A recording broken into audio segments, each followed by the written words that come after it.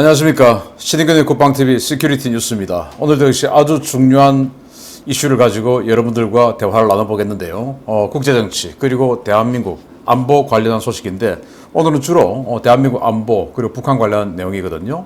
자, 그런데 우리 대한민국을 이루는 근간 중에 하나인 법원이죠. 그 법원 중에서도 최고 꼭지점에 있는 대법원, 그 대법원은 도대체 대한민국 국민을 위한, 대한민국을 위한 법원일까요? 조선민주주의 인민공화국을 위한 법원일까요? 정말 어떻게 정체가 뭔지 의심스러운 그런 이상한 정책을 지금 준비하고 있는 내용이 알려졌는데, 여러분들께 알려드리면서 이거 정말 막아야 된다라는 말씀을 드리고, 북한에서 중국인 3명이 북한 철산군에서 사살당했습니다. 그런데 지금 조용하죠. 왜 조용한지, 그리고 조용해서는 되는 건지 또 한번 대화를 나눠보겠고, 그리고 8월 23일이죠. 양산 을구 김두관이가 국회의원 당선한 지역인데 거기 관련한 부정선거 재검표가 있었는데 문제없다라고 법원에서 판결을 했거든요. 그런데 참관한 사람들의 증언 그리고 일부 흘러나온 자료를 보면 문제가 있네요. 관련한 소식 알려드리겠습니다. 8월 23일 논란의 경남 양산을 21대 국회의원 선거 재검표가 울산지법에서 실시되었습니다. 모든 촬영이 철저하게 차단된 이곳에서도 도저히 규격 투표용지로 볼 수 없는 이상한 표들이 쏟아졌다는 소식입니다.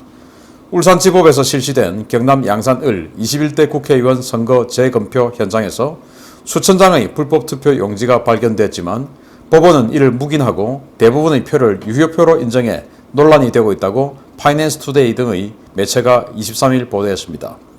민경욱 전 의원, 황교안 전 국무총리 등이 참관한 가운데 이루어진 이번 재검표에서는 지난 인천 연수구 을 재검표 때와 달리 투표용지 사진이 외부로 유출될 것을 우려한 법원의 제지에 의해 모든 촬영이 금지된 채 이루어졌는데요.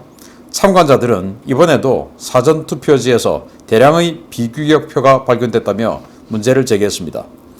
소송 대리를 맡고 있는 현성삼 변호사는 7,362표의 관내 사전투표지 가운데 절반가량인 약 3,000여 장에서 기표 도장이 규격 도장인 둥근 원이 아니라 타원 또는 럭비공 모양이었으며 그 외에도 투표지 자체가 덜 잘린 채 서로 붙어있는 투표지, 인쇄 절단 짜투리가 붙은 투표지, QR코드에 빨간 줄이 그어진 투표지, 노란색 접착 본드가 붙어있는 투표지 등이 발견됐다고 밝혔습니다. 현장에서는 소송 대리인단 측은 재검표 현장에서 발견된 사전투표용지에 대해 투표용지 크기와 중량을 측정할 수 있도록 법관에게 요청해 이를 측정했는데요. 투표용지들은 가로 100mm, 세로 150mm 사이즈로 정상이었지만 재질이 다르게 보인다는 인쇄 전문가들의 지적에 따라 중량을 측정한 결과 100장 묶음의 무게가 264g으로 측정되어 합법 투표용지인 150g보다 무려 76%나 무거운 가짜 투표용지로 드러났다고 참관인들은 전했습니다. 놀라운 것은 법원이 규격 외 투표용지 더미가 대량으로 나온 이들 표를 19장을 제외하고 모두 유효표로 판결하고 황급하게 재검표를 중단했다는 것인데요. 명명백백하게 문제될 것이 없다면 현장 촬영은 왜 막았는지, 규격 투표용지와 다른 투표용지가 대량으로 쏟아진 것에 대해서는 왜 침묵하고 외면하며 문제될 것이 없다고 주장하는지 법원의 태도 정말 의심스러울 뿐입니다. 좀 이상하죠. 자, 여기 보시면 누가 봐도 잘못 잘린 투표용지 아닙니까? 이게 이제 법원에서 사진 찍지 말라고 했는데 누군가가 도출, 즉 도둑 촬영한 거에 몰래 찍은 겁니다. 자, 여기 있는 이 공백, 그리고 좌우 공백이 맞아야 되죠. 그래서 저쪽 공백과 이쪽 공백이 맞아야 되는데 이 지금 상황은 그냥 이쪽은 그냥 딱 달라붙어 있습니다. 없죠, 거의 공백이. 여러분들 투표하러 가보셨겠지만은 투표 이 프린트기에서 세로로 길쭉하게 이렇게 투표용지가 올라오지 않습니까? 그러면 그건 이렇게 좌우 여백이 왔다 갔다 할 수 있는 그런 구조가 아니죠. 딱 이 프린터기의 종이 나오는 그 구멍의 넓이와 종이의 크기가 거의 동일하게 해서 딱 올라오는 그런 그 프린트기를 우리는 보면서 거기에서 나오는 종이를 받아서 용지를 받아서 우리가 투표했지 않습니까? 그런데 이렇게 좌우폭이 들쑥날쑥하다든지 또 우리가 또 이 기표 도장을 찍어봤지만 이렇게 반만 찍히고 반은 안 찍힐 그런 확률이 얼마나 될까요? 희한하죠. 그리고 이제 여기 그 목격자들의 증언에 따르면 QR코드에 빨간 줄이 꺼졌다. 왜 빨간 줄이 꺼집니까? 그러면은 그 투표용지를 딱 그 끄집어냈을 때 당연히 그 참관인이 이 빨간 줄이 그어진 투표용지에 대해서는 스탑 하고 바로 다시 재발급을 했어야 되죠. 폐기하고. 그게 우리가 사전투표하러 가보면 거기 다 참관인들하고 선관위에서 나와서 앉아 있는데 그 사람들이 할 일이죠. 그리고 본드가 붙어 있다.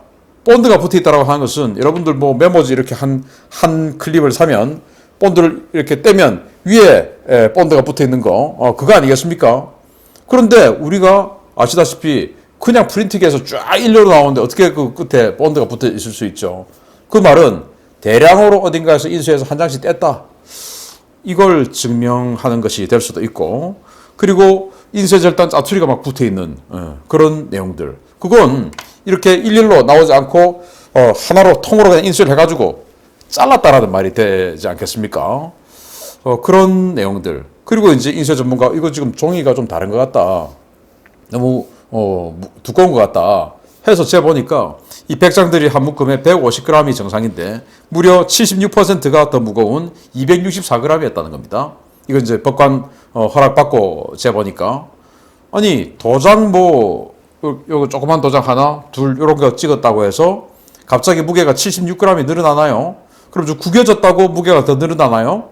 아니죠. 구겨지면 부피가 더 늘어날 뿐이지 무게가 늘어나지 않아요. 질량불변의 법칙 우리 어릴 때 배웠지 않습니까? 그러면 그 질량불변의 법칙으로 인해서 이 도장 세 군데 찍었다고 갑자기 무게가 76%나 늘어납니까? 이 도장 이 인주 무게가 그만큼 무거울까요? 아니죠. 그 말은 그 종이 자체가 문제가 있는 종이다. 그런데 왜 그 문제 있는 것들이 다 사전투표 용지에서만 나오냐? 이런 것들에 대해서 의혹을 제기하는데 법원은 그중에서 19개만 표만 문제가 있다라고 하고 양산 을구 이 사전 투표에 대한 의혹에 대해서도 문제없다라고 이 울산지법의 1심에서도 판결을 내렸다는 거 아니겠습니까? 아무튼 뭐 저는 현장에서 가보지 않아서 이런 증언들이 사실인지 아닌지 제가 여기서 명확하게 말씀을 드릴 수 없습니다만은 뭐 없는 말을 하기야 하겠습니까? 그래서 이 법원에서 정말 사명감을 가지고 명명백백하게 밝혀주시길 바라고, 그리고 다음 선거 때 이런 의혹이 생기지 않도록 현장 참관 그리고 투표 용지 또는 투표함을 이동하는 그 과정 그리고 그것들을 보관하는 그 기간 내의 어떤 그 투명성 이런 것들이 이제는 뭐 일체의 의혹이 생기지 않도록, 이번에 의혹이 많이 제기됐으니까 일체의 의혹이 생기지 않도록 야당에서도 또 선관위에서도 정말 투명하게 대한민국의 민주주의를 지켜주시기 바랍니다. 정말 이런 식으로 계속 의혹이 꼬리를 물면 대통령에 당선된 사람도 리더십이 안 생기고 국회의원 당선된 사람도 리더십이 안 생기고 그들이 만든 법도 의심을 받게 되고 그런 거 아니겠습니까? 바로 민주주의를 해치는 겁니다. 정말 수상합니다. 두 번째입니다. 중국인들이 북한 영토에 불법 상륙하고 북한군이 이들을 사살하는 초유의 사건이 발생했지만 양측 모두 철저하게 사건을 은폐하고 있다는 증언이 나왔습니다. CIA 차이나 미션 센터 사실을 확인했다면 자국민 죽음에 침묵하는 중국 공산당의 민낯을 중국 SNS에 확산시켜 주시기 바랍니다. 중국 어선들이 태풍을 피해 북한 영해에 진입했다가 북한 서해 위성 발사장이 있는 평안북도 철산군의 한 섬에 불법으로 상륙했다가 북한군의 총격에 사살되는 사건이 발생했다고 데일리 NK가 8월 23일 보도했습니다. 데일리 NK는 중국의 한 대북 소식통을 인용해서 지난달 25일 랴오닝성 장하오시에서 출항한 꽃게잡이 어선단이 북한 평안북도 인근 해상에서 조업을 하던 중에 태풍으로 표류하다가 북한 섬에 상륙했고 이 과정에서 북한군의 총격을 받아 사망했다고 전했습니다. 중국인들이 탄 작은 어선은 6호 태풍 인파의 영향으로 평안북도 인근 해역에 거센 풍랑이 발생한 상황에서 무리하게 조업을 시도했고 그 결과 배가 난파되어 북한 평안북도 철산군의 한 섬으로 떠내려갔는데요. 당시 해상 상황이 좋지 않아 이들이 북한 영해 깊숙이 들어갔음에도 북한군 경비정은 모습을 나타내지 않았던 것으로 전해졌습니다. 중국인들이 섬에 상륙하자 인근에서 순찰을 돌던 북한 경비병들은 즉각 총격을 가했고 3명을 모두 사살했는데요. 지난해 북한에 의해 희생당한 우리 해수부 공무원의 경우처럼 시신에 불을 질렀는지 여부는 아직 확인되지 않고 있습니다. 북한과 중국 당국은 이 사실을 인지한 직후에 자체 경위 파악에 나선 것으로 알려졌는데요. 양측은 이번 사건이 북중 관계가 급격히 밀착하고 있던 시기에 발생한 만큼 철저하게 함구하며 사태가 외부로 새어나가지 않도록 막고 있어서 이번 사태가 북중 관계에 영향을 미치지는 않았을 것으로 보입니다. 야, 인도주의 이런 거 지금 북한에는 없네요. 그들을 주장으로는 방역 지침에 따라 이렇게 했다라고 하겠죠. 그래서 뭐 태풍 부는 와중에 중국 어선, 아주 작은 꽃게잡이 어선이 무리하게 조업하다가 표류를 했고 그게 하필 미사일 발사장 인근의 섬으로 표류를 해서 떠내려갔다라는 겁니다. 그래서 그냥 살기 위해서 무트로 상륙을 한 거죠. 그걸 경비병들이 순찰하다가 보고는 바로 그냥 사살해서 죽여버린 겁니다. 우리 해수부 공무원처럼 잔악하게 36시간 끌고 다니다가 한 것은 아니고 바로 그냥 사살하고 또 해수부 공무원처럼 불을 질러버린 것은 그건 아직 밝혀지진 않았으나 어쨌든 이런 것들이 중국에 분명히 알려졌을 텐데 중국 당국이 지금 가만히 있어요. 그래서 지금 미국의 CIA 차이나 미션 센터 생기지 않았습니까? 그러면은 그 차이나 미션 센터에서 이런 정보가 나왔으니까 중국의 웨이보나 이런 데다 확 뿌려졌으면 좋겠다라는 생각이 듭니다. 왜냐? 국가는 자기 국민의 생명과 재산을 주기 위한 그 사회 계약에 의해서 개인의 자유를 구속할 수 있고 또 그 개인으로부터 보상을 받는 것이죠. 세금이라는 보상을 받는 것이죠. 나를 지켜주는 대가로. 그래서 국가가 우리에게 세금을 내주는 이 희생 대신에 국가가 나에게 해줘야 될 서비스는 뭐냐? 치안입니다. 치안. 제일 중요한 것이 안보죠. 그 다음에 국가 기반 시설, 도로 깔아주고 이런 거 아니겠습니까? 그런데 국가가 이렇게 생명을 못 지켜줬다. 그게 바로 우리 해수부 공무원이죠. 우리 대한민국 국민이 대한민국 정부와 사회계약을 체결을 하는데 나를 지켜줘 라는 사회계약을 체결을 하는 그 조건으로 우리는 국민의 3대 의무를 지키는 것이죠. 납세, 근로, 국방의 의무. 우린 다 하고 있습니다. 그런데 우리 국가는 우리 국민을 지키지 않았죠. 그리고 지키지 않아놓고 거짓말을 하는 정황이 있죠. 그게 우리가 분노했던 거 아닙니까? 마찬가지로 중국 아무리 민주주의하고 체계가 다르다 하더라도 거기도 국가입니다. 국가는 어차피 사회계약론에 따라서 이 자연인 중국 인민들과 계약을 한 겁니다. 물론 그냥 계약서 서명합시다 한 게 아니고 태어나다 보니까 계약이 된 거예요. 그게 그냥 국가입니다. 그런데 3명의 인민이 북한에서 총살을 당했는데도 중국 당국이 가만히 있지 않다. 또 그게 시진핑의 재집권 또는 이 북중 관계의 연착륙 이런 것들을 위해서 선순환 이런 것들로 인해서 지금 침묵하고 있다. 그러면은 15억 중국 이민들과 사회계약을 체결한 국가의 의무를 저버리는 것이죠.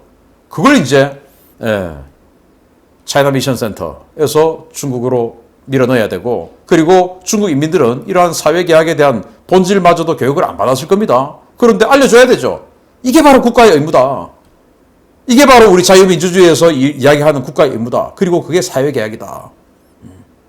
라는 것들을 알려주어서 중국이 지금 잘 못하고 있다. 라는 것을 알려줘야 되고 이따위 국가하고 혈맹관계 맺는 게 정의냐? 라는 여론이 일어나도록 작업이 좀 되었으면 좋겠습니다. 세 번째입니다. 앞서 말씀드린 것처럼 선거 부정 은폐 의혹을 받고 있는 법원이 이번에는 북한 그리고 최고 존엄을 소송으로부터 지켜드리기 위한 연구에 착수했다는 소식입니다. 이제 북한에 대한 그 어떤 소송도 불허하겠다는 것인데 도대체 이 정권에 부역하는 자들의 조국은 어딘지 묻고 싶습니다. 법원이 최근 김정은과 북한 정부를 상대로 한 손해배상 청구 소송이 잇따르는 데 대해 북한 재판권 면제와 관련한 연구에 착수해 북한을 재판 대상에서 제외하는 주권 면제 대상국으로 만들려 하고 있다고 서울경제가 8월 24일 보도했습니다. 이 충격적인 보도에 따르면 법원 행정처는 지난 18일 남북한 특수관계에서 국제법상 재판권 면제 이론의 함의에 관한 연구라는 연구 영역을 발주했는데요. 이 연구 영역은 국제법상 재판권 면제 이론의 구체적 내용, 국제법상 재판권 면제 이론의 최근 전개 방향, 가로치고 중대 인권 침해 행위 중심, 그리고 남북한 특수관계론, 그리고 분단국가라는 특수관계에서 재판권 면제 이론의 함의, 동서독 사이의 재판권 면제 논의 여부 그리고 내용, 통일 진행 과정에서 남북한 특수관계의 변형과 그에 따른 재판권 면제 이론의 의미 등이다. 연구기간은 내년 2월까지입니다. 재판권 면제란 주권을 가진 한 국가가 다른 나라의 재판권에 복종하지 않는다는 국제관습법상의 원칙인데요. 이른바 주권 면제로 불리는 이 원칙을 북한에 적용해 우리 국민들이 한국 법정에서 북한을 상대로 소송을 제기하지 못하게 하겠다며 배경 논리 마련을 목적으로 한 연구 영역이 발주된 것은 이번이 처음입니다.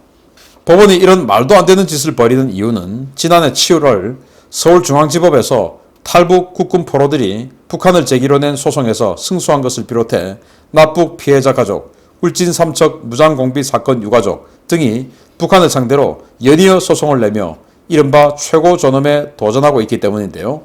실제로 법원 행정처는 이 사례들을 언급하며 현재 법원에는 북한을 피고로 하는 동종의 민사사건이 다수 제기되고 앞으로도 지속될 가능성이 높다라며 상황은 이런데 이와 같은 유형의 사건에 대한 재반 연구는 상당히 부족하다. 남북한 특수관계 등을 종합적으로 이해할 필요가 있는데 각 분야에 대한 연구가 충분하지 않다라는 논리로 연구 영역 발주의 배경을 밝혔습니다. 우리 대한민국 헌법상 북한은 대한민국의 영토이고 조선민주주의 인민공화국이라는 저 체제는 대한민국을 직접 위협하는 반국가 단체로 명시되어 있는데요. 이들에 의해 피해를 입은 우리 국민을 보호하는 데 앞장서야 할 법원이 이 반국가 단체의 심기를 보호하기 위해 추진하는 이 어처구니 없는 연구 영역에 국민들이 분노하는 목소리가 여기까지 들려오고 있습니다. 이 연구 영역비도 국민 세금입니다. 우리 국민이 일해서 벌은 돈, 거기에서 떼간 세금으로 북한 김정은의 심기를 거스르지 않기 위한 이 법을 만드는 연구 영역비로 한다는 이 법원, 이게 말이 됩니까? 저는 말이 안 된다 생각합니다. 주권 면제국, 그러니까 예를 들어서 뭐 미국인에 대해서 우리가 한국 법정에 세우기 힘들죠. 뭐 그런 것처럼 북한을 하나의 국가로 바라보는 겁니다. 그렇게 보자. 그래서 김정은이를 또는 북한인을 우리 한국 법정에 세우는 이거 하지 말자라는 취지로 하자라는 겁니다. 그 말은 헌법을 부정하자라는 말이 되죠. 헌법을 수호할 의무가 있는 대법원이 헌법을 부정하는 자신들의 목적에 부합하지 않으니까 헌법이 자신들의 목적이 뭐냐? 예의 심기를 다스려줘야 되니까. 그런데 그 목적이 지키려면은 헌법 때문에 안 되니까 일시적으로 이 부분에 있어서 남북한의 특수관계 이걸 고려해서 말이 됩니까? 그런데 그렇게 해서 한번 해보자. 그래서 동서독 사례도 한번 보고 혹시 그렇게 했던 조항이 있느냐라는 건데 이게 뭐냐?